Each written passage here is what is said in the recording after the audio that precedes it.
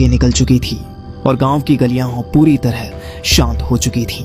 इक्का दुक्का घरों से आती धीमी आवाजें और दूर से सुनाई देती झींगरों की लगातार धुन उस सन्नाटे को भर रही थी।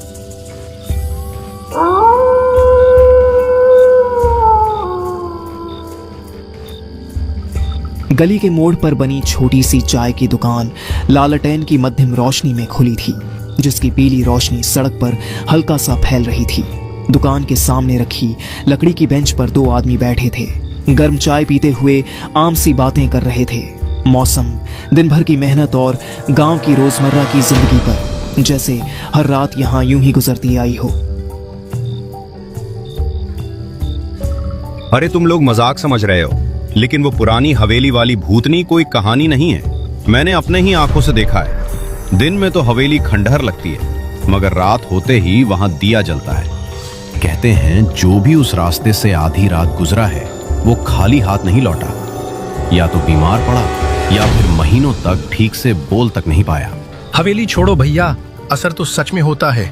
मेरा मौसेरा भाई था ना, बिल्कुल सीधा साधा। एक रात देर से खेत से लौटा, उसी पीपल के पास से गुजरा। अगले दिन से उसका रंग पीला पड़ गया, बोलना कम कर दिया। हफ्तों तक जैसे किसी और ही दुनिया में रहता था।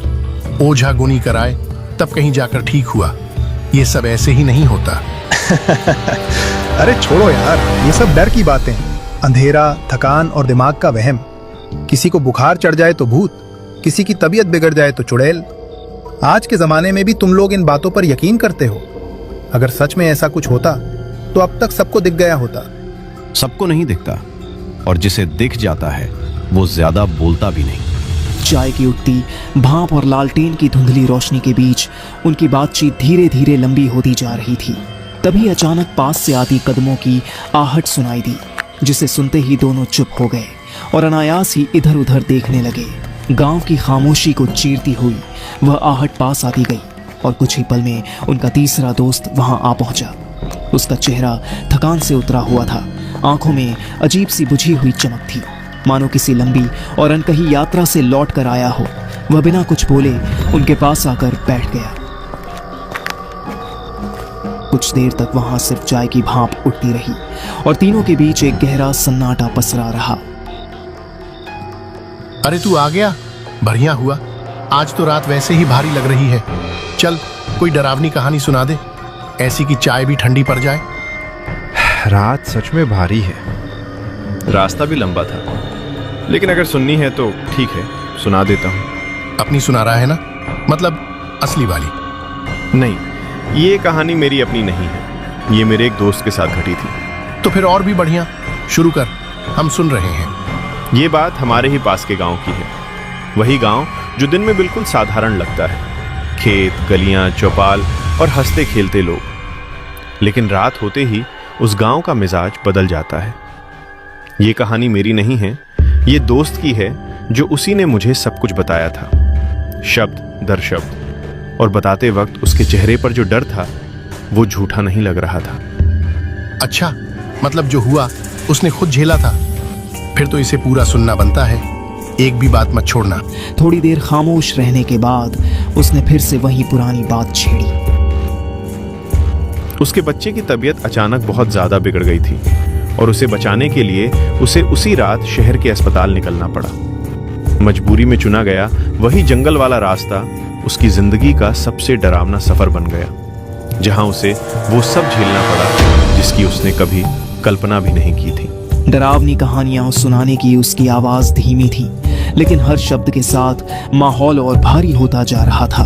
उसने बताया कि उत्तर भारत के एक सुनसान इलाके में बसा एक गांव है, नाम है चंदनपुर। दिन के उजाले में यह गांव बिल्कुल आम सा लगता है।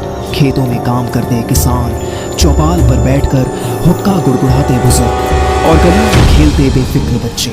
लेकिन जैसे ही सूरज ढलता है, चंदनपुर की सूरत बदल जाती है। रात होते ही पूरे गांव पर ऐसा सन्नाटा छा जाता है मानो हवा भी अपनी चाल थाम लेती हो।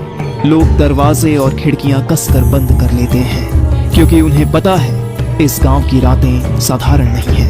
कहते हैं बरसों पहले यहाँ एक ऐसी घटना घटी थी जिसका नाम आज भी लोग जोर से लेने से कतराते हैं। उस हादसे के बाद से चंदनपुर की फिजा में कोई अनदेखा साया बस गया है। आधी रात को एक साथ रोते कुत्ते, पुराने बरगद के पेड़ से आती अजीब सी कराहट और गांव के बाहर पड़े सूखे कुएं के पास सुनाई देने वाली किसी औरत की चीखें, ये सब किसी वहम की उपज नहीं बल्कि इस गांव की हकीकत मानी जाती है। उस रात घड़ी लगभग 11 बजा रही थी। हल्की हल्की हवा के साथ बूंदाबांदी शुरू हो चुकी थी। गांव के एक कच्चे मकान में मोहन का छोटा बेटा बुखार से तप रहा था। कमरे के कोने में रखी एक छोटी सी लालटेन कांपती हुई रोशनी दे रही थी। मोहन और उसकी पत्नी सीमा दोनों अपने बच्चे की हालत देखकर घबराए हुए थे। मोहन का मन बार बार कह रहा था कि बच्चे को शहर के अस्पताल ले जाना चाहिए, लेकिन गांव वालों से सुनी उन डरावनी बातों ने उसके कदम रोक दिए थे। उसे डर था कि कहीं अंधेरी रात में निकलने का फैसला किसी अनहोनी को न्योता न दे दे। सुनिए जी, बाबू की हालत मुझे ठीक नहीं लग रही।